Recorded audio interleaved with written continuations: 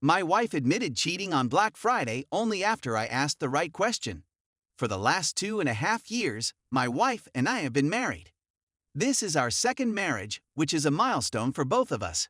We met and began dating around 6.5 years ago, shortly after both of our divorces. I finally arrived after 32 years. After 22 years of marriage, he proposed to her. Here are a few of extra details. My divorce was not my choice, and there was no evidence of infidelity. Her ex-adultery husbands was the catalyst for her divorce. Husbands when she was a teenager. She discovered that her mother was having an affair with her father. Her parents were able to reconcile in the end. Over the course of our relationship, we were both acutely aware of how shattered we were and worked tirelessly to help one another heal. We referred to each other as soulmates when describing ourselves. Her feelings about our relationship had been unsatisfied and dissatisfied in the weeks/months building up to the big day. As a result of my suggestion to MC and her acceptance, we went. This resulted in some improvement in communication between us, but it did not result in any meaningful progress. After a week and a flood of indications, I confronted her and asked her directly whether she was having an affair with her coworker. She denied it.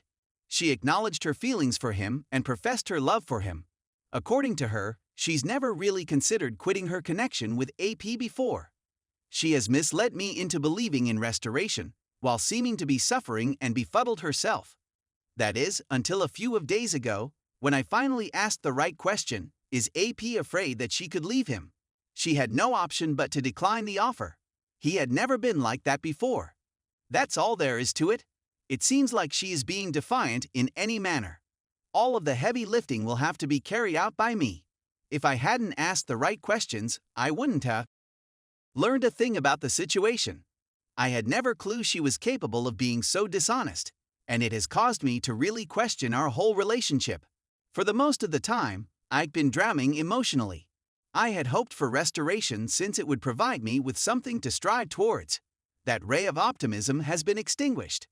I'm not going to allow myself to get to that point. Although I was hoping for some consolation, unfortunately I ended up adding more sorrow to the mix. We've both been through difficult divorces in the past, and we both agree that we want to do better this time. There are no children in attendance. There are no shared assets in this company. There are no joint and many debts. I'm certain that I'll never understand or grasp why. I'm experiencing some difficulties, but I'm also a reader and a fixer. Any information or resources would be much appreciated. Particular emphasis should be placed on dividing as healthily as possible, and maybe on forgiving. If more clarity is required, ask for it. I left out a lot of information, and talking about it could be beneficial. THX. Story 2. My 35 male, wife of 5 years, 29 female, cheated. My wife of 5 years cheated by sleeping with a stranger she met in a shop. They exchanged phone numbers, spoke, drank drinks, and she invited him to her hotel room for thereafter. She told me everything and insisted that the story, no matter how odd it may seem, is true to her word. Despite the fact that our marriage had been tumultuous, she decided to take a break and rent a hotel room in the first place. She went out for a night on the town and happened to run into the stranger there. We are still in love with and care for one another, and it would be beneficial for us to stay in contact. Is this something you should do? Secondly, despite the fact that she has only known this person for 3 weeks, she has kept in touch with the person with whom she had following their encounter, and she has developed a strong emotional attachment to and fondness for this individual.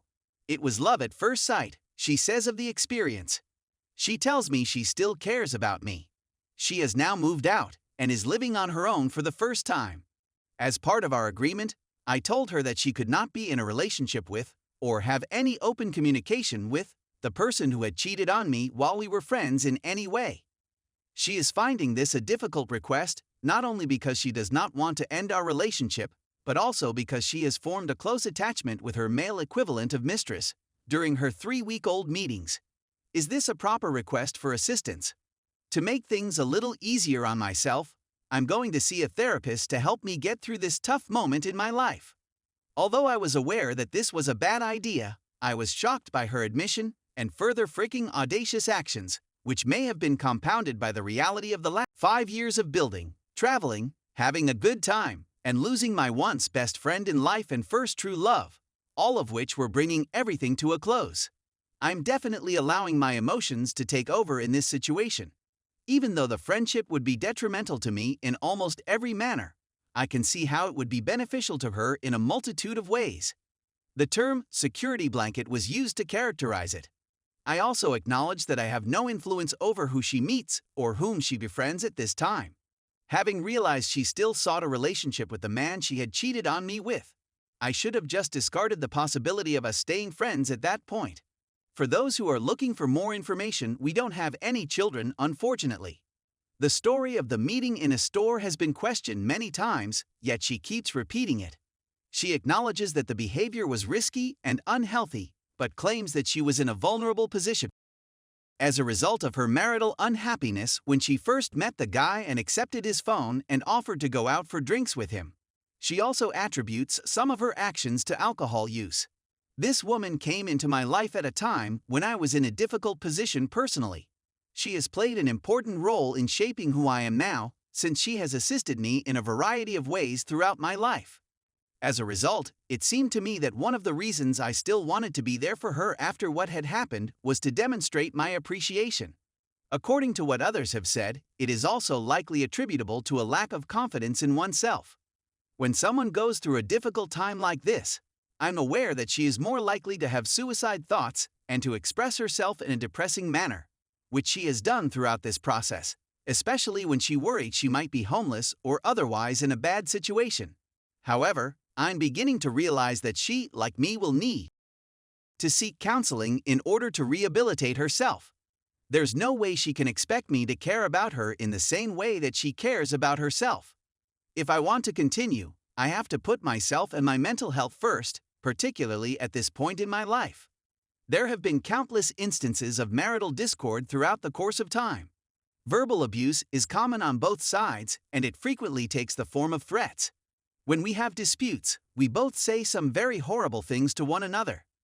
We tried to correct the situation, but it did not seem to be working well.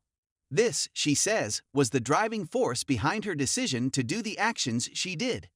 The break in question was not a legal separation. As a result of our most recent major fight, we were considering whether or not we should call it quits. She then said that she wanted some alone time, so she decided to go out of town for a few days. She even extended an invitation to me to accompany her on the first day and night, which I eagerly agreed to. The encounter with the stranger took place the next day. Even now, I'm still trying to make sense of what has happened. Some of it looks to be made up, and she appears to be telling the truth about it. Others seem to be engaging in really unreasonable behavior, which she attributes to things I've said in previous fights. It doesn't matter whether it was intentional or not. No matter how you look at it, whether it was done in a fit of passion or not, it is definitely impolite. If we were to call it quits for the day, let's take care of things first, and then we'll go to your meeting. As much as it still hurts and is difficult, I have now filed for divorce, have halted all contact with her, with the exception of discussions about how to split our assets, and will be seeing a therapist in the near future. Thank you for reading this and taking the time to do so.